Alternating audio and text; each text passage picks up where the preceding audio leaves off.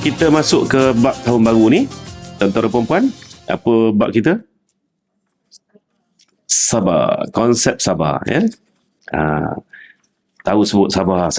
Okey, apakah konsep sabar sebenarnya? Muka surat 40. Al-Quranul Karim banyak menyentuh masalah kesabaran. Antaranya ayat yang mengandungi anjuran Allah Subhanahu Wa Taala kepada Nabi Muhammad sallallahu alaihi wasallam supaya bersabar. Assalamualaikum warahmatullahi wabarakatuh. Bismillahirrahmanirrahim. Alhamdulillah nahmaduhu wa nasta'inuhu wa nastaghfiruh. Wa nusalli wa nusallimu ala sayyidil anbiya'i wal mursalin wa ala alihi wa sahbihi ajma'in. Qala rabbi shrah li sadri wa yassir li amri wahlul 'uqdatam min lisani yafqahu qawli wa ba'd. Al-Fatihah. A'udzubillahi minasyaitonir rajim. Bismillahirrahmanirrahim. Alhamdulillah rabbil alamin. Iyyaka na'budu wa iyyaka nasta'in. Shiratal ladzina ghairil maghdubi. Amin. Amin ya rabbal alamin. Alhamdulillah, selamat tahun baru diucapkan. Musim baru, ya. Dalam hidup kita ni kita tak boleh lari daripada sistem solar dan lunar, ya kan. Dan Islam pula, kedua-dua sistem ini diguna pakai dalam ibadah. Boleh saya test tak? Boleh saya test tak? Saya dah selalu sebut benda ni kan. Kalau ibadah ikut lunar ni, ibadah apa? Lunar tu apa lunar? Bulan. Solar, matahari. Okey, jadi apabila ustaz-ustaz ucap selamat tahun baru Masihi ni, jadi dia rasa macam, ustaz tahun baru Masihi. Dia tak sedar itu adalah sistem yang Tuhan dah sebut. Ashabul Kahfi tidur berapa lama? Ayat Quran sebut macam mana? Ayat Quran sebut macam mana? Ayat Quran sebut 309 ke? 309 tahun. Kenapa Tuhan tak sebut 309? Beza tu. 309 tahun dengan 309 tahun. Beza tu. Kenapa yang disebut 309? Tak mana boleh ke? Takwim lah. 300 tu takwim apa? Takwim, jangan panggil takwim Masihi. Jangan panggil takwim Hijrah. Takwim 300 tu takwim solar. Campur 9 takwim lunar. Itulah jawapan dia. Jadi dalam dunia sekarang ni yang masih guna solar satu je yang kita kenali sebagai takwim Masihi tu, ataupun sebenarnya Gregorian nama sebenarnya, ya kan. Okey, lunar pula Islam guna lunar, Cina guna lunar, Hindu guna lunar, pendek kata semualah. Melainkan Gregorian satu je yang guna sistem solar. Jadi sebab itulah 309 tahun. Maknanya ikut ukuran tahun solar, tahun syamsi, ya, bahasa Arab dia panggil takwim syamsi 300, ya. Kalau ikut ke takwim qamari, maknanya 309 tahun. Itulah dia. Maknanya dua-dua takwim itu diguna pakai dalam ibadah Islam. Sebab itulah bila ustaz sebut selamat tahun baru, tak ada masalah pun kan sebenarnya. Bagi yang tak faham, itu dia jadi patut tabur hijrah lah kan. Kenapa apa masalah ni kan. Okay, saya nak tanya, ibadah apa yang guna sistem solar?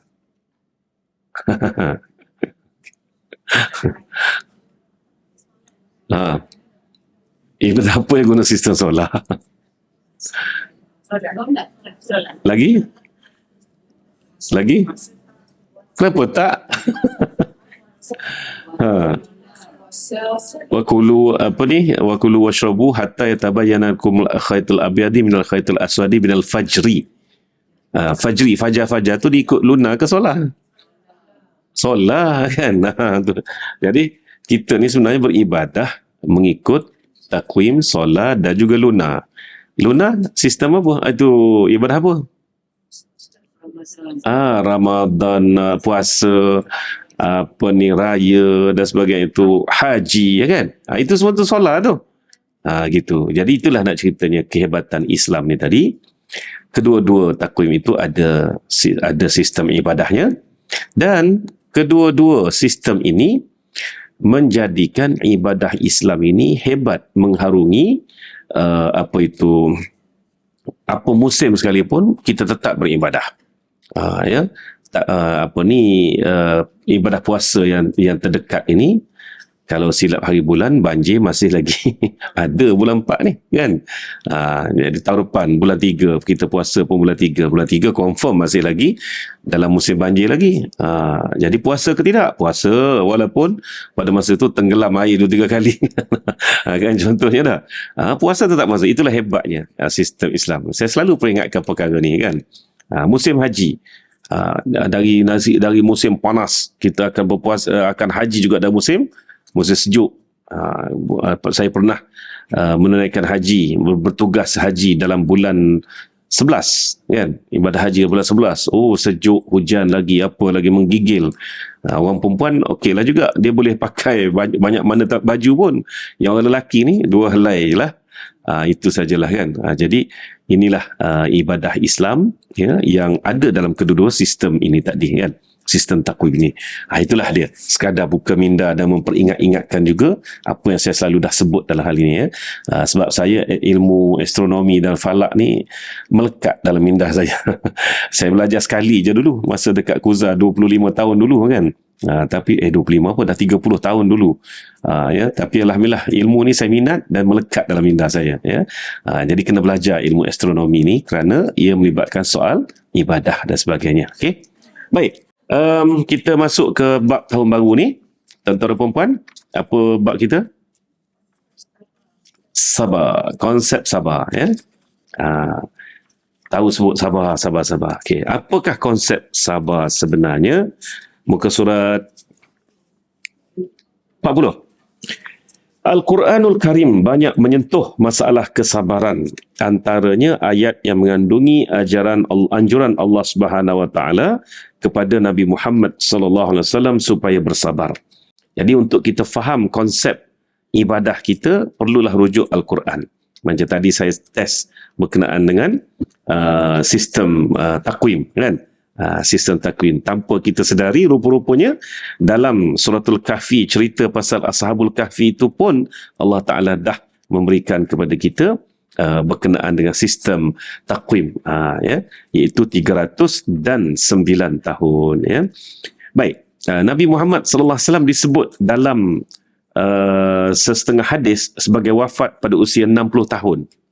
Saya baru teringat satu hadis lagi. Yang kita tahu 63 kan. Yang 60 tahun. Sahabat-sahabat beritahu Rasulullah wafat pada usia 60 tahun. Apa maksudnya tu? Itu kiraan solar lah tu. Kiraan solar 60 tahun. Jadi 63 tu kiraan lunar ataupun takwim hijrinya, ya. Okey. Baik, Allah Ta'ala berfirman, fasbir kama sabara ulul azmi minar rusul. Sabar macam mana yang Allah mahu, maka Allah Ta'ala telah memberikan anjurannya kepada Nabi Muhammad sallallahu alaihi wasallam supaya bersabar seperti mana para ulul azmi. Siapakah ulul azmi? Rasul-rasul yang termasuk ulul azmi adalah para rasul yang mempunyai kesabaran tinggi dalam menghadapi tentangan, hinaan, cemuhan dan seksaan daripada kaumnya. Jadi daripada 25 rasul itu, ya, daripada 25 rasul itu, Allah Ta'ala sediakan pula beberapa contoh kepada Nabi Muhammad sallallahu alaihi wasallam dengan gelaran ulul azmi. Jadi 5 yang terbaik daripada 25 ni tadi. Nabi-nabi ini kalau diikutkan setengah pendapat yang masyhur, 124,000 orang sepanjang dari Adam sampai Nabi Muhammad sallallahu alaihi wasallam. Dan yang paling banyak menerima Nabi adalah kaum Bani Israel. Dan Nabi-Nabi itu pula dia silih berganti, kadang-kadang serentak. 2-3 tempat itu serentak, ada 2-3 Nabi. Ya, seperti contoh Nabi Hud dengan Nabi Shu'aib. Nabi Hud dengan Nabi Shu'aib. Serentak, tapi di tempat yang berbeza. Begitu, ya. Jadi begitu juga Nabi Ibrahim dengan Nabi Lut. Bahkan Lut adalah anak saudara kepada Nabi Ibrahim. Begitulah hebatnya nabi-nabi, maksudnya hebatnya Allah Subhanahu Wa Taala mengutuskan nabi-nabi untuk mendidik manusia ni, tak putus silih berganti. Jadi Nabi Muhammad sallallahu alaihi wasallam sebagai nabi terakhir, khatimul anbiya wal mursalin, diwariskan pula kepada para ulama, ya, pada ilmuwan-ilmuwan yang terus mengkaji ilmu Rasulullah SAW tadi. Dan ini juga menjadi cabaran kepada kita, kerana bagaimana kita boleh meyakini sesuatu ajaran Nabi Muhammad SAW itu dengan ketiadaan lagi Nabi selepas itu, dengan baginda pun dah wafat 1400 tahun yang lalu, melainkan dengan keyakinan kita terhadap huraian-huraian para ulama kemari. Itulah dia, ya, ulama yang siddiq lah, bukan ulama yang suk, ya. Ulama yang suk itu banyak juga, bahkan Nabi suruh kita berhati-hati dengan ulama yang suk ini, ya. Baik, jadi contoh mana daripada kalangan Rasul tu pula, Allah Ta'ala suruh kita mencontohi, khasnya kepada Nabi Muhammad SAW, mencontohi ulul azmi. Pada ayat itu, Allah Subhanahu Wa Taala menyuruh Nabi Muhammad sallallahu alaihi wasallam bersabar seperti mana para rasul tersebut. Rasul-rasul sebelum Nabi Muhammad sallallahu alaihi wasallam yang digolongkan sebagai ulul azmi adalah Nabi Nuh, Nabi Ibrahim, Nabi Musa dan juga Nabi Isa, dan rupa-rupanya Nabi Muhammad sallallahu alaihi wasallam sendiri yang yang diperintahkan oleh Allah Subhanahu Wa Taala supaya mencontohi 4 nabi ini adalah ulul azmi, ya. Ketika menjalankan tugas dakwah, Nabi Nuh AS pernah dipukul oleh kaumnya hingga tidak sedarkan diri. Kapal Nabi Nuh yang dah hampir siap tu, dia orang pergi buang air besar kat situ, ya. Sehingga penuh, kapal Nabi Nuh itu penuh dengan najis. Cabaran bagaimana Nabi Nuh AS yang dah siap kapal dia ni, cuma tunggu masa perintah Allah Ta'ala saja lagi, dia orang pergi buang air besar pula sampai penuh. Maknanya dahsyatnya manusia pada masa itu, ya. Tapi macam mana nak cuci? Fras juga tu, nak cuci macam mana, kan? Di tengah-tengah padang pasir, kapal di tengah-tengah padang pasir, bayangkan. Nak cuci macam mana? Ya, jauh daripada sumber air. Dalam keadaan fras itu, Allah Ta'ala tentukan salah seorang daripada orang yang penyakit sopak, penyakit kusta, ya, penyakit kulit, naik panjat untuk buang air, jatuh dalam tu, dia bangkit itu, dia keluar, sembuh. Maka habis cuci najis itu oleh penyakit kulit, dia pakai sapu semua sekali untuk jadi ubat bagi penyakit kulit. Maknanya Allah Ta'ala menghina mereka, maknanya ubat kamu semua ni padan dengan najis tu je lah, kan. Jadi akhirnya cucilah kapal Nabi Nuh, selamat, tak ada masalah. Tunggu, maka tibalah harinya bila Nabi Nuh AS diperintahkan untuk naik ke kapal tersebut dengan membawa pasangan-pasangan, termasuk manusia sendiri 83 orang termasuk Nabi Nuh, dan juga semua benda berpasang. Semua benda berpasang, iaitu pokok pun berpasang, haiwan pun berpasang dan sebagainya. Sampai hari ini ilmu berpasang dalam pokok ni dikembangkan. Kalau tengok dalam YouTube tu, ya, sebab saya ni minat bertani walaupun masa tak ada, kan. Tapi tak apalah, sekurang-kurang boleh tengok ilmu bertani.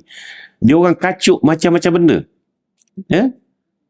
Kacuk pisang dengan tomato boleh juga. Macam mana dia orang buat, kan. Jadi keluarlah buah yang tak seperti pisang, tak seperti tomato. Soal jadi tak kira, dia nak test.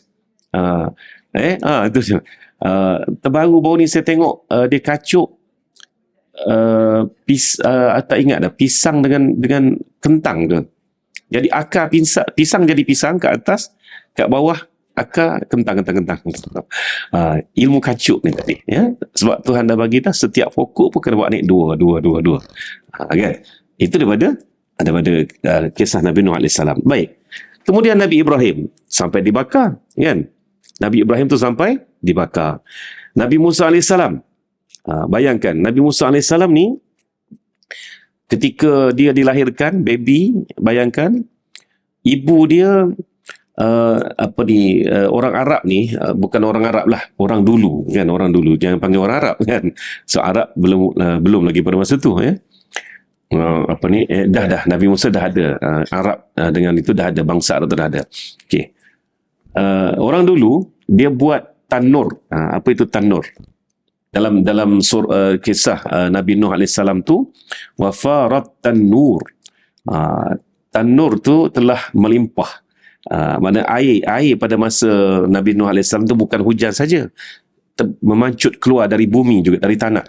Sehinggalah tanur itu telah melimpahi, air telah melimpahi tanur. Apa itu tanur? Tanur ni oven tradisional yang memang dia gali dari tanah lagi. Dari tanah.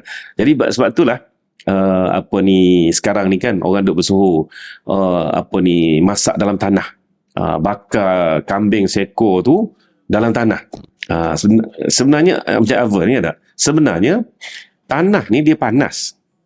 Ya, sebab itulah kita nanti na'udzubillah ya, janganlah seksa kubur tu kan, memang panas dalam tu kan. Jadi Allah Ta'ala berikan keluangan bebas daripada seksa kubur, walaupun dikebumikan dalam tanah tu, tak terasa panas tu. Dia dalam tu memang panas. Apabila kita masukkan api sikit saja pun dah cukup untuk suhu bagi membakar dan memasak daging tadi ya. Teknik tu orang Arab, bukan orang Arab sekali lagi ya, orang lama kan, dia tanam, dia gali dari tanah, dia buat binaan dari tanah direct, api masuk sikit pun sudah boleh memasak ke atas ni. Jadi bayangkan rak tu, dia buat rak dari tanah tu, ada 2-3 lapis ataupun ruang lah, gitu, kompartmen lah, senang cerita kan. Atas kan letak tanah, letak api. Jadi bayangkan apabila Nabi Musa dilahirkan, macam mana mak dia nak sembunyi ni? Sebab pada masa itu Firaun dah dapat gambaran dah bahawa baby yang dijanjikan itu dah lahir, yang akan memusnahkan dia. Lagilah menggila tentera-tentera Firaun mencari di rumah-rumah Bani Israel, mengutip anak lelaki, pancung depan tu juga, serah kepada mak bapak mereka balik ya. Perempuan biarkan. Tu ya, ini disebut dalam Quran cerita ni. Jadi mak dia tak boleh nak buat apa, terkejut dah, takut sangat ni, baru bersalin, sumbat masuk dalam tanur tadi. Bayangkan betapa takutnya kepada tentera Firaun tadi tu, tak tahu dah macam mana zalimnya. Sampai selepas tentera Firaun pergi, mak dia terlupa kat mana letak Musa. Terlupa, mana takut sangat tu. Terlupa letak kat mana Nabi Musa. Sehinggalah bila masa nak memasak kan, panaslah Musa kat bawah kan. Maka menangislah Musa, barulah ingat, ya Allah, kat sini rupanya letakkan baby. Kan. Sampai gitu sekali. Kemudian dikejar, diburu keluar dari Mesir kerana membunuh seorang tentera Firaun ya. Kemudian lari ke Madian, balik semula diperintahkan Allah. Saya dah sampai ke tempat yang dikatakan Wadil Muqaddas Tuah, dekat Gunung Sinai tu, dah sampai kat situ. Memang nak naik tempat tu pun, ya Allah, kata, mujulah umur masa tu baru 27, 28 kan. Kalau sekarang tak naik dah kan. Jadi turun lagi sakit nak daripada naik kan. Sebab break kita tak makan. Asyik jatuh terduduk je kan. Bayangkan kat situ tempat bersembunyi. Lepas tu pergi pula ke Mesir, berhadapan dengan Firaun dan sebagainya. Inilah kesabaran dalam dakwah yang Allah Subhanahu Wa Taala mahu Nabi Muhammad sallallahu alaihi wasallam contohi. Itu Nabi Musa. Kemudian berhadapan pula dengan Bani Israel. Nabi Musa bukan sahaja berhadapan dengan Firaun, dia berhadapan dengan Bani Israel yang degil tu. Dalam degil-degil tu, sepupu sendiri Qarun, fitnah dia pula. Fitnah dia pula. Sehingga kan dah habis dah dayanya ya, dah habis daya dah, barulah Nabi Musa AS berdoa supaya Allah Ta'ala memberikan balasan yang setimpal kepada si Qarun yang memfitnah dia telah berzina ya. Dan akhirnya barulah Allah Ta'ala qada ke atas Qarun dan juga ke atas Firaun. Kemudian Nabi Isa AS. Nabi Isa AS ni tak habis-habis dituduh sebagai anak zina, anak kepada perempuan zina, dikecam oleh kaumnya sendiri dan sebagainya, sedangkan dia menyampaikan ajaran Allah Subhanahu Wa Taala daripada risalah yang berikutnya. Jadi sebab itulah Nabi Isa AS, Allah Ta'ala selamatkan dia daripada ditangkap untuk disalib dan dibunuh tadi. Dan ini termasuk dalam 4 ulul azmi. Jadi kita pada hari ini hendaklah mencontohi 5 ulul azmi ya. 5 ulul azmi. Sabar mesti paling tinggi seperti mana ulul azmi ni sabar. Kadang-kadang kita buat benda betul, tapi kerana kurang sabar kita, jadi benda tu dilihat sebagai tidak betul. Jadi insya-Allah dengan penuh kesabaran, ya, dan benda yang kita buat pula betul, maka barulah boleh diterima oleh masyarakat ini. Dalam ayat yang lain pula Allah Subhanahu Wa Taala memerintahkan Nabi Muhammad sallallahu alaihi wasallam supaya bersabar seperti hamba-hamba yang soleh. Ya. Maknanya Nabi sallallahu alaihi wasallam dididik bukan sahaja dengan mengambil contoh rasul-rasul, bahkan orang-orang soleh seperti kaum-kaum terdahulu. Ya. Apabila datang kisah pasal Ashabul Kahfi, datang kisah pasal Uzair ibn Allah, kan?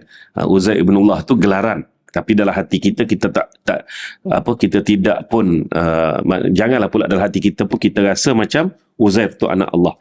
Uzair ibn Allah tu juga Allah Taala tidurkan dia dan Bani Israel melihat dia ni sebagai apa? Sebagai anak Allah lah ni. Kan kalau gini, kalau dahsyat sangat ni anak Tuhan, kan? Ini masalahnya apabila ketuhanan itu tidak dipandukan dengan wahyu.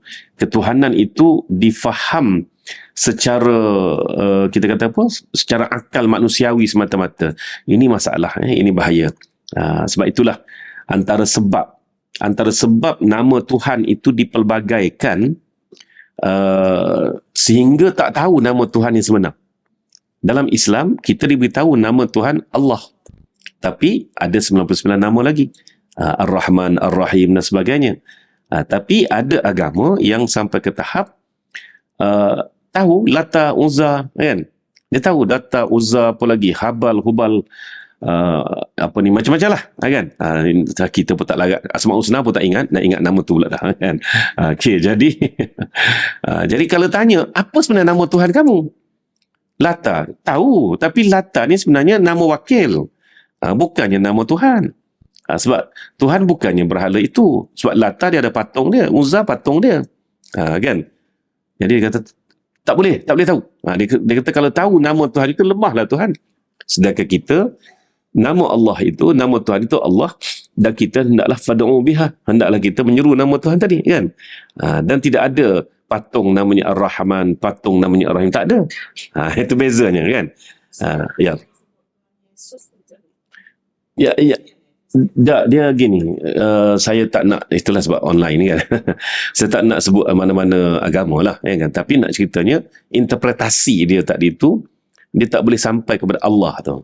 Kita ni sampai Allah, ya, gitu. Jadi kita cakap agama kita, ya. Jadi 99 nama tu selain daripada nama Allah tu, zat itu namanya Allah, ya, dan digelar dengan Ar-Rahman, Ar-Rahim dan sebagainya, gitu. Jadi kalaulah sampai ke tahap nama dipanggil lalu diwakilkan dengan seketul batu ke apa ke patung, nama sebenar Tuhan tu tak diketahui, itu tak betul lah, segitu, ya. Gitu, okey.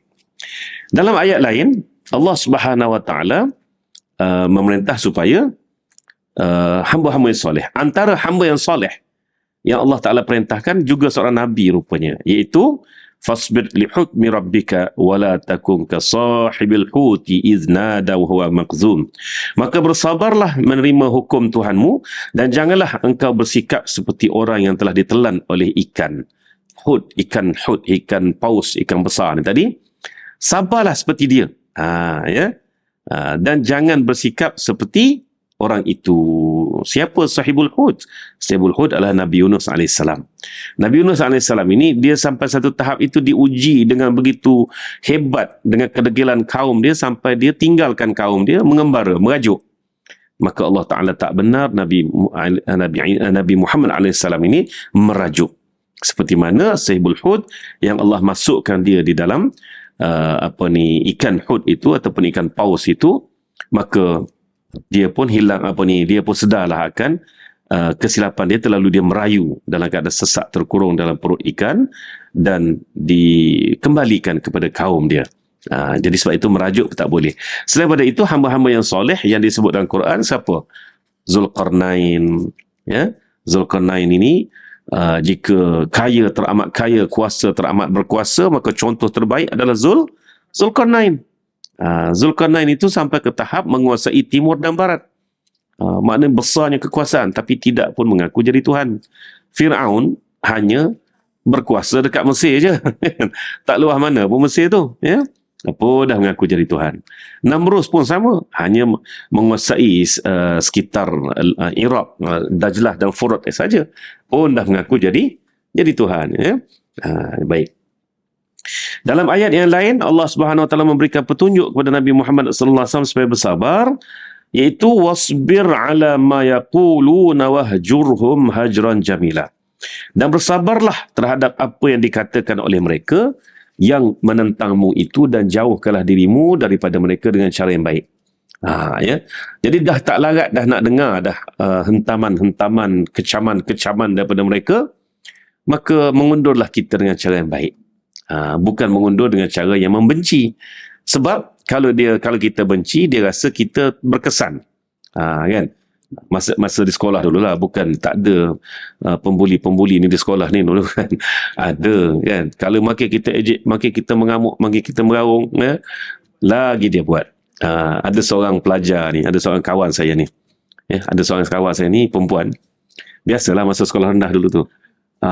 Engkau nak ke itu kan, kata kita pun kita pun adalah sepatah dua juga. Kita kata itu kan, aku tak say ke dia, kata. Aku tak nak ke dia, aku nak kamu, kata. Kita pun malu senyap tu. Padahkan muka kan. Tak ada lagi orang kata, tak ada lagi orang nak memperli-perli, menggelar-gelar lagi kan. Jadi makin dilayan, makin dia menjadi. Sebab itulah Allah Ta'ala suruh tinggalkan dengan cara yang baik. Bukan tinggal dengan cara mencemuh. Tak ada, tuan-tuan dan puan. Dalam dakwah ni tak ada cemuh-mencemuh sebenarnya. Kutuk-mengutuk, cemuh-mencemuh tak ada. Bahasa kasar tak ada. Tuan-tuan ya. Dalam sahabat Nabi ni, ada kaum yang memang dikenali, kalau lahir dalam kaum tu, samsing lah dia. Kalau perempuan pun samsingiyah lah, kan? Laki samsing, perempuan samsingiyah. Bani Al-Ghifar. Bani Ghifari. Abu Zal Al-Ghifari.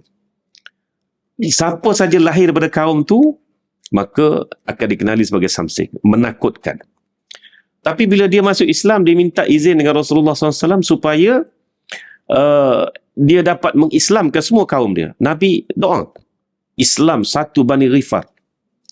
Sehingga kan orang mengejek Bani Ghifar ni di Mekah sebagai kaum samsing. Mereka berjaya lenyapkan itu kerana mereka takut nak mengejek kena apa, tapi dikenali sebagai sahabat-sahabat Rasulullah SAW. Antaranya ialah Abu Zar Al-Ghifari. Sebab tu watak Abu Zar ni dia tegas, dia garang, ya. Tapi bila dia masuk Islam, ayat-ayat garam tu tak ada. Kan? Bahkan Rasulullah depan-depan dalam peperangan, ketika Rasulullah baru nak berbangga dengan seorang sahabat yang berjaya menikam musuh, menikam mati musuh, yang baru je Nabi nak bertakbir, nak bangga, tapi tiba-tiba terlepas cakap kau tu, terimalah tikaman daripada anak ataupun bani sekian-sekian. Nabi pun terus tak jadi puji, jadi apa? Ada lagi perangai jahiliah dalam diri kamu. Pula kan kena kot tu, tuan-tuan. Sebab itulah kutuk ke apa ke, ya, kalau lah misal kata kita sekarang, tak apa, memang orang daerah tu gitulah bahasa dia. Tak boleh. Kena ubah.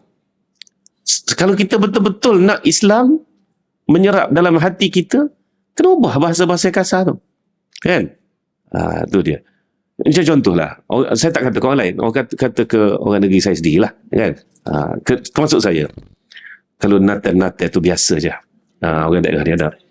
Contohnya, kita duk cari, tengok, buka apa ni? Bahasa natal yang boleh makan, kata dia. Dah. Wah, lain nak ceritanya nak buka biskut je. Tapi dia kata natal juga tak? Contohnya. Sekarang ni, nak kata apa? Biarlah sebab orang daerah dia macam tu. No! Berhenti. Ada, saya pernah cakap gitu tak? Saya orang Kelantan juga, orang daerah apa seperti ni. Ada pernah cakap gitu? Jumpa dengan kawan-kawan contoh dah. Jumpa dengan kawan-kawan, ada kawan-kawan tapi dia akan berhenti sebab kita tak layan. Kan? Ada kawan saya ni, jumpa dengan dia, memang kasar. Dia kata, Allah, hidup lagi. Kan? Tapi dia almarhum lah kan. Kita pun, Alhamdulillah, cukuplah lama dia berhenti lah. Ada berhenti kan? Jangan layan benda tu. Kalau kita pun sambung lagi, Jadi kalau misal jawapan dia mudah je. Hidup lagi kata dia. Oh, aku ingat mu pun mati dah. Jadi kalau gitulah bahasanya, sama hidup, menghidup. Jadi kita duduk diam. Alhamdulillah. Kata gitu je. Ya. Jadi jumpa-jumpa saja. Cheese dulu. Saya minta tolonglah, buanglah bahasa-bahasanya tu. Ya. Jumpa tu dah cheese dah. Lepas cheese, Nutella pula kata.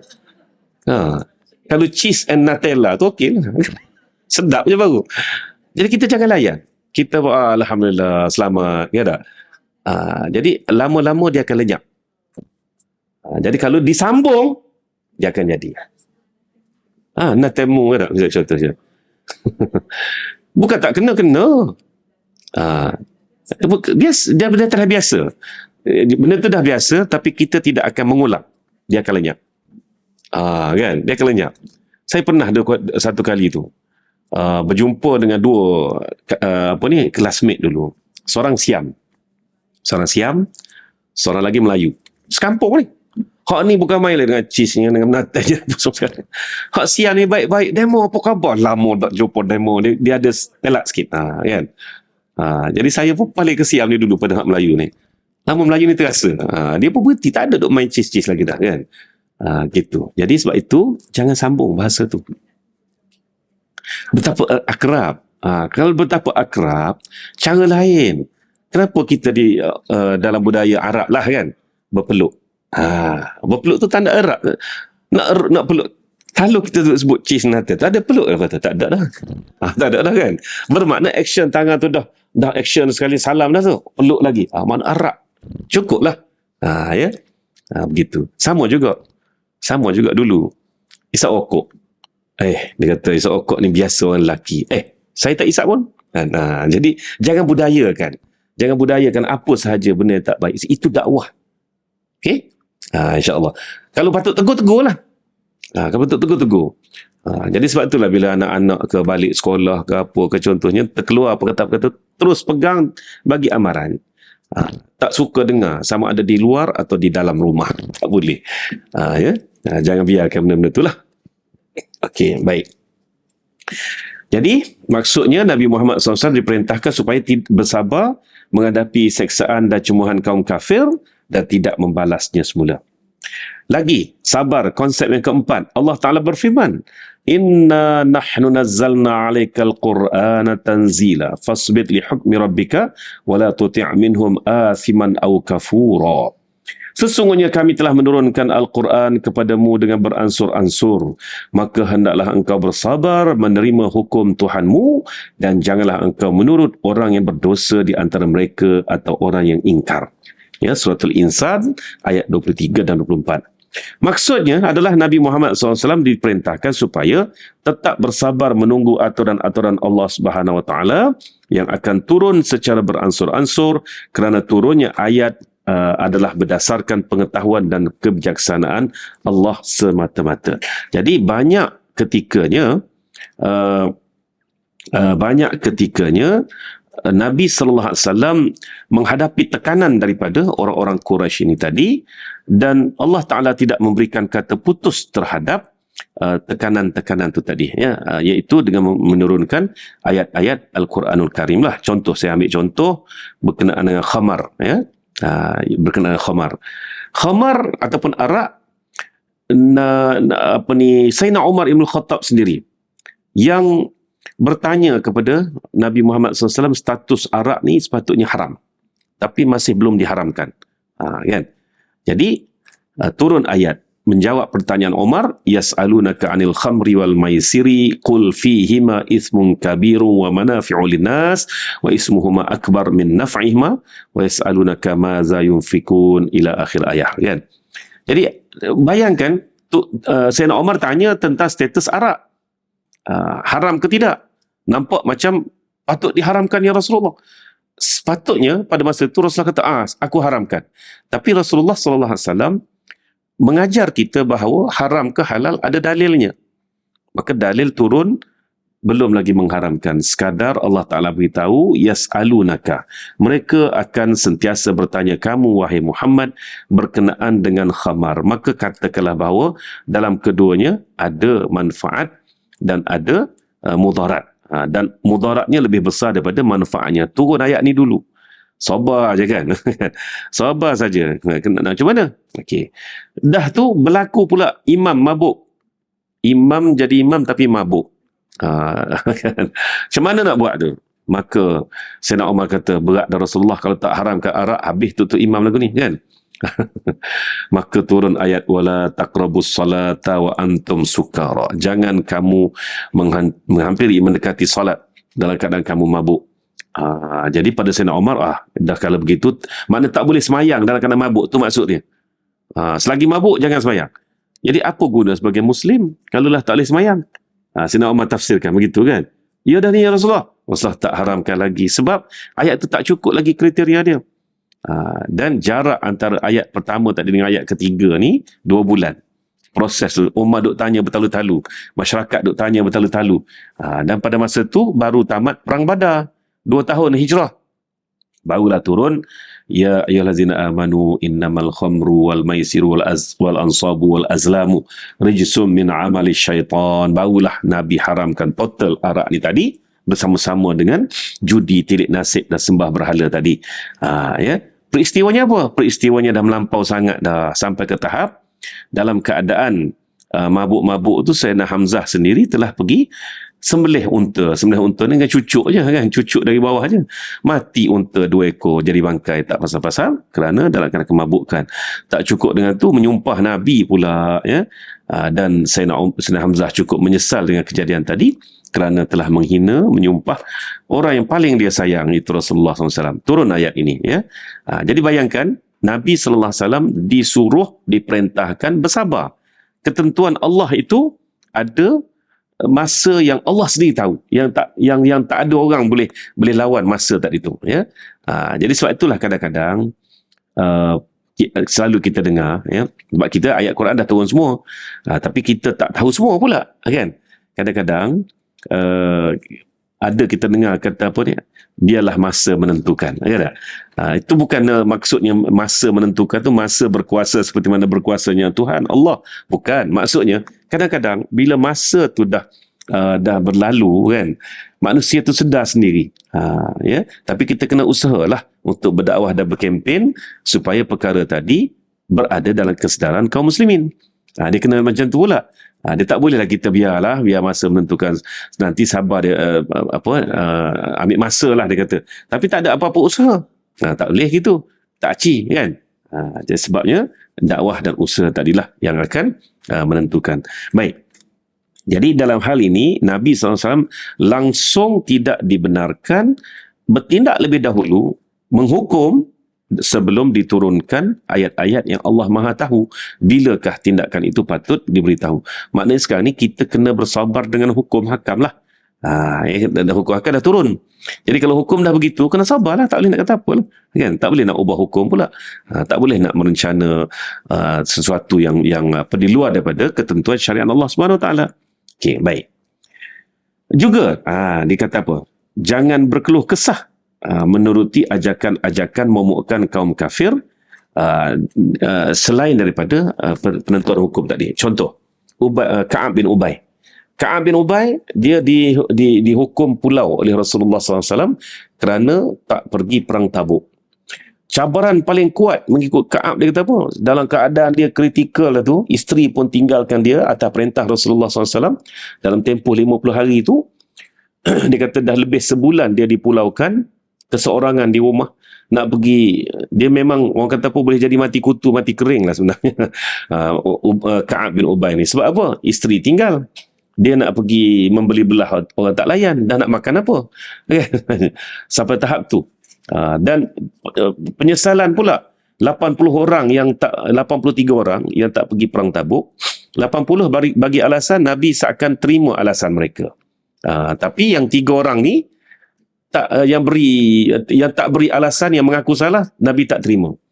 Tapi alhamdulillah ya, Ka'ab bin Ubay ni dan 3 orang lagi, Hilal dan dengan Umayyah Murarah ni, Ka'ab, Hilal, Murarah, 3 orang ni ya, dia dibebaskan dengan firman Allah Subhanahu Wa Taala. Dan status 80 orang lagi tu tak tahu apa statusnya. Sebenarnya 80 orang lagi tu munafik lah sebenarnya. Itu yang dia pandai bagi. Helah, yang 3 orang ni sahabat. Yang 80 lagi tu bukanlah tu, ya. Baik. Cabaran paling besar yang dihadapi oleh Ka'ab ialah apabila datangnya padri-padri dari Ghassan menjemput dia untuk bersama-sama dengan mereka, kerana kata mereka, tengoklah kamu duduk sini jadi apa dah, Nabi kamu pun tak peduli ke kamu dah. Itu cabaran paling besar dan paling dia rasa terhina, tapi dia kekal juga berada dengan hukuman Rasulullah SAW tadi sehingga akhirnya dia dibebaskan, ya. Baik. Yang kelima, Allah Subhanahu Wa Taala memerintahkan manusia supaya berlaku adil ketika membalas penganiayaan yang dilakukan oleh orang lain. Namun Allah Subhanahu Wa Taala menegaskan bahawa bersikap sabar jauh lebih utama daripada melakukan pembalasan. Allah Subhanahu Wa Taala berfirman, "Wa in aqabtum fa'aqibu bimithli ma uqibtum bih wa la in sabartum lahu khairul lis-sabirin." Sebenarnya kita boleh balas. Orang tampar dekat dia tampar kena dekat pipi, katakan. Balas dekat pipi juga. Pipi mana? Kanan juga. Gitu. Tetapi Allah Taala kata apa? Wala in sabartum lahwal khairul lis-sabirin. Sekiranya kamu bersabar, maka itulah yang terlebih baik bagi orang-orang yang sabar. Jadi sebab itulah Nabi kalau nak balas satu persatu, masa orang Mekah sudah menyerah kalah ketika pembukaan kota Mekah tu, orang Mekah ni pergi menghadapi, dikumpulkan di kaki Bukit Safa tu, Nabi tanya orang Mekah ni, ya, aku nak buat apa kat kamu semua ni? Apakah agaknya yang aku akan buat? Orang Mekah kata, kami semua bersalah, kami tahu, kami patutlah menerima hukuman ke apa, tapi kami tahu, kamu adalah seorang yang baik, kamu seorang yang amin, amanah dan sebagainya, maka kami tahu, kami akan dibalas dengan baik-baik. Maka Nabi kata apa? Maka pergilah. Ya, kamu dibebaskan pada hari ini, bukan sebagai tawanan perang. Sampai begitu sekali Nabi sabar tadi. Okey. Yang keenam, dalam Al-Quran juga diterangkan kesabaran para Nabi dalam menjalankan dakwah. Ini yang kita kena ambil contoh ni. Ya. وَلَقَدْ كُذِّبَتْ رُسُلٌ مِّن قَبْلِكَ فَصَبَرُوا عَلَى مَا كُذِّبُوا وَأُوذُوا حَتَّى أَتَاهُمْ نَصْرُنَا وَلَا مُبَدِّلَ لِكَلِمَاتِ اللَّهِ وَلَقَدْ جَاءَكَ مِنْ نَبَائِ الْمُرْسَلِينَ. Dan sesungguhnya rasul-rasul sebelummu pernah didustakan, maka mereka sabar terhadap perbuatan orang yang mendustakan dan menyakiti mereka, sehingga datanglah pertolongan kami kepada mereka. Suratul An'am ayat 34. Ya. Jadi contoh kesabaran kita juga kita boleh rujuk kepada nabi-nabi terdahulu, seperti mana yang disebut dalam pengakhir suratul Baqarah, la nufarriqu baina ahadim min rusulih. Ya. Jadi kita tidaklah semestinya rujuk kepada Nabi Muhammad SAW saja. Ya, kita juga boleh rujuk contoh-contoh teladan daripada nabi-nabi terdahulu. Rujuklah. Yang ketujuh, Al-Quran mengajarkan kepada orang yang beriman supaya bersabar ketika ditimpa musibah seperti kelaparan, kekurangan harta, kematian dan kekeringan. Al-Quran menegaskan dalam keadaan seperti itu, sikap terbaik yang wajar dilakukan oleh orang beriman adalah istirja'. Istirja' maknanya kembali kepada semua urusan Allah Subhanahu Wa Taala, iaitu dengan menyebut inna lillahi wa inna ilaihi raji'un. Itu namanya istirja'. Ada beberapa istilah, ya, dalam Islam ni. Contoh, tahmid. Tahmid maknanya apa? Alhamdulillah. Takbir maknanya apa? Allahu Akbar. Tasbih, subhanallah. Ya. Tahlil, la ilaha illallah. Kalau hauqalah, la haula wa quwwata illa billahil azim. Basmalah, bismillahirrahmanirrahim. Ta'awuz, a'udzubillahi minasyaitanir rajim. Dan pada kali ini kita dengar kalimah istirja', iaitu innalillahi wa inna ilaihi raji'un. Ya. Okey. Dalam ayat Allah Ta'ala dah berikan soalan bocor, ya. Selain pada istirja' ni tadi, Allah Ta'ala dah beri soalan bocor. وَلَنَبْلُوَنَّكُمْ بِشَيْءٍ مِّنَ الْخَوْفِ وَالْجُوعِ وَنَقْصٍ مِّنَ الْأَمْوَالِ وَالْأَنْفُسِ وَالثَّمَرَاتِ وَبَشِّرِ الصَّابِرِينَ. Khauf makna apa? Takut. Takut ni satu makhluk yang tidak ada fizikal, tapi ada dia punya sentimen dia. Takut ni. Dan takut ni cukup bahaya. Sebab itulah ayat tentang takut ini Allah Ta'ala sebut direct. Ya, allazi at'amahum minal ju' wa amanahum minal khauf. Ya. Kalau lapar pun sama. Tak berupa kan, tak ada fizikal lapar ni. Rasanya sama, laparnya lah. Makan dah tak ada lapar lagi. Itu ciri-ciri nak menuju ke kegemukan tu. Tak kata kau orang, kata diri sendiri je ada. Habis dah nasi lemak sebungkus tadi, tapi lapar lagi. Tak lama dah tu kan. Kan, ya. Dan khauf ni tak ada ubat. Kalau lapar, makan, hilang. Khauf ni, makan, laki takut. Nak makan pun tak lalu sebenarnya. Apa benda khauf ni? Sebab tu Allah Ta'ala sebut, wa amanahum min khauf. Jadi khauf ini satu perkara yang sukar diubati. Dan sekarang ni, jumlah pesakit anxiety makin meningkat. Dan anxiety ni tak ada benda lain sebenarnya. Takut. Dan kita semua pun pernah mengalami anxiety tu sebenarnya. Cuma tahap kita tu macam mana? Contoh paling mudah anxiety ni walaupun sekadar seminit dua kan, ialah takut matilah. Takut mati kan. Terfikir mati tu mana, macam anak ramai lagi, kecil-kecil lagi apa. Tiba-tiba jadi takut. Nak jadi rasa kecil diri, takut kan. Tapi tengok cover cepat ke tidak. Kalau cover cepat, Allah Akbar, Allah ada, Allah tentukan. Minta doa buah rezeki, minta doa Allah panjangkan usia, sihat tubuh badan, hilang. Tapi ada orang dia tak boleh nak move. Sebab tu takut ni satu perkara yang ujian. Ya Allah Ta'ala dah beritahu, walanabluwannakum bisyai'in minal khauf. Atasilah ketakutan itu, atasi. Kadang-kadang jumpa anxiety ni, ini berlaku dalam kalangan saudara-saudara saya jugalah. Umur 21 tahun. Apa punca ketakutannya? Pada saya satu je, stres masa exam, masa belajar lah. Tapi terbawa-bawa. Terbawa-bawa, akhirnya jadilah anxiety tak terpasang. Ya? Takut. Ujian, sila atasi dengan zikrullah, dengan kesabaran, dengan solat, solat malam khasnya. Itulah khauf.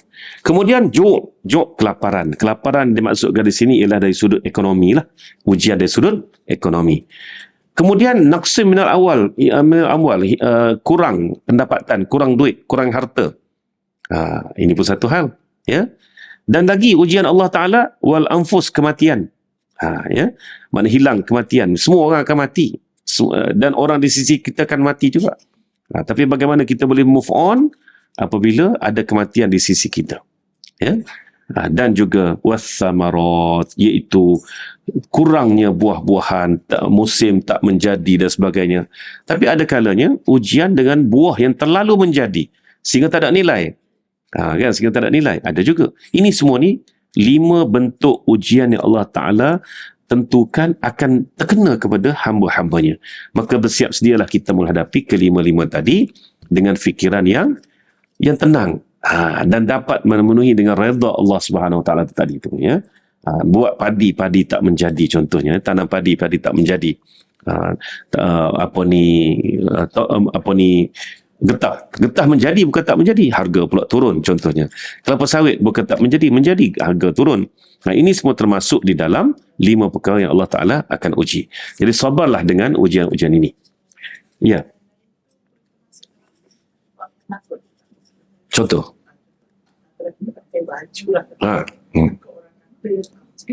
Ya, sebenarnya itu sebahagian daripada takut tu, tapi takut itu dia panggil riak.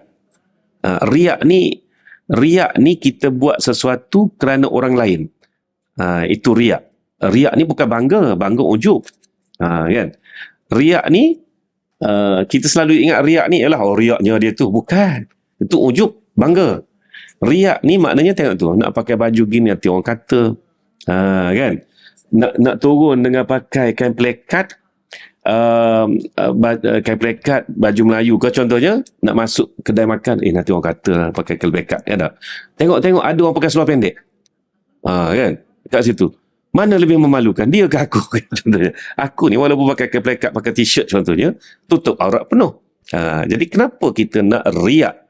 Buat sesuatu kerana orang lain, tak buat pun kerana orang lain. Ini pun termasuk dalam satu perkara takut sebenarnya. Kena bebaskan diri, ya. Lainlah jika budaya di Mesir dulu tu, Di Mesir dulu saya pernah mula-mula tu turun dengan kain plekat, dengan kain baju Melayu, nak pergi beli makanan dekat kedai makan depan rumah tu kan. Orang Arab tengok atas bawah kan. Rupanya aib, rupanya kain plekat tu pakaian orang nak bersama. Jadi keluar dengan gitu-gitu. Sepatut tukarlah dulu kan. Sautlah jubah tu, itu budaya dia. Kita pula kain plekat tu tanda baru lepas semayang. Beza kan. Kalau gitu tak apalah budaya tu. Tapi kalau kita buat sikit, tak boleh nanti orang kata. Tudung tak gosok sikit, tak boleh nanti orang kata. Kan? Contohlah. Bukan kata jangan, tak payah gosok tudung kan. Gosoklah. Supaya nampak kemas. Tapi kalau sikit pun sampai terpaksa undur balik nak gosok, itu maknanya termasuklah khauf. Khauf kepada makhluk. Yang kita kena kena elakkan benda tu ya. Okey. Lagi kita ambil sekat tu ya. Dalam Quran disebut 70 kali berkenaan dengan sabar. Ya. Banyak ni di 70 kali ni dia ambil beberapa contoh tuan-tuan dan puan-puan. Boleh ambil tengok. Cuma saya nak sudahi dengan hadis Nabi mengenai istirja. Sesiapa mengucapkan istirja ketika mendapat musibah, Allah Subhanahu Wa Taala akan menghilangkan musibah itu, memberinya pahala yang bagus dan menggantinya dengan pengganti yang baik lagi disukai. Ya. Maknanya ada pula pahala dekat situ. Disuruh bersabar, adanya pula pahala digantikan kepada kehilangan yang baru sahaja dialami tadi. Contohlah ya, pagi ni masuk kebun, tengok habis semua 100 batang pokok pisang yang sedang dah berkeluar jantung, dah nak berbuah tu, habisnya bedal ke gajah contohnya kan. Inna lillahi wa inna ilaihi raji'un kan. Dia sabar kat situ dan percayalah Allah akan menggantinya dengan pengganti yang lebih baik lagi disukai contohnya kan. Jadi apa-apa saja ucap istirja lah. Jangan hanya kematian saja. Ini tidak boleh kata ni sekian-sekian sipulan sakit, inna lillahi wa inna ilaihi raji'un, tak mati lagi kata dia. Ya, ini bukan untuk kematian, ini untuk semua musibah yang melanda. Dan kita pun bersama-sama dengan musibah yang melanda sahabat kita tadi, kita ucapkan innalillah, kemudian di hospital mana, di rumah ke, contoh kita pun pergilah melawat. Dan percaya perkara ni, Allah Ta'ala berikan syariat. Syariat tu hukum hakam. Allah Ta'ala berikan hikmah. Hikmah tu adalah apakah rahsia kebaikan di sebalik ujian tadi ataupun hukum hakam tadi. Dan Allah Ta'ala juga berikan kepada kita apa dia? Pahala. Pahala, fadilat. Fadilat tadi pahala. Okay. Dan Allah Ta'ala berikan juga rukhsah. Last sekali, rukhsah. Pengecualian. Ya. Banyak benda yang dalam satu perkara tu yang Allah Ta'ala berikan kepada kita, sekurang-kurangnya 4 perkara. Syariat, ya, hikmah, fadilat dan juga rukhsah. Inilah bersilih ganti. Cuba kita perhatikan dalam kehidupan kita ni. Jadi dengan cara tersebut, insya-Allah kesabaran kita menepati konsep yang dikehendaki oleh Islam. Dan sabar adalah suatu akhlak. Ini poin utamanya, sabar suatu akhlak, insya-Allah. Sekarang itu pada kuliah pertama kita pada tahun baru ini, semoga Allah Subhanahu Wa Taala memberikan keluangan waktu untuk saya hadir dalam kuliah kita ini, dan insya-Allah kita maintain dengan kitab ini sampai habis, sampai khatam, dan membentuk diri kita mengikut akhlak Rasulullah sallallahu alaihi wasallam. Wallahu alam. Kita tangguhkan dengan tasbih kafarah dan juga salatul asr. Subhanakallahumma wa bihamdika asyhadu an la ilaha illa anta, bismillahirrahmanirrahim. والعصر إن الإنسان لفي خسر إلا الذين آمنوا وعملوا الصالحات وتواصوا بالحق وتواصوا بالصبر. صدق الله العظيم. والسلام عليكم ورحمة الله وبركاته.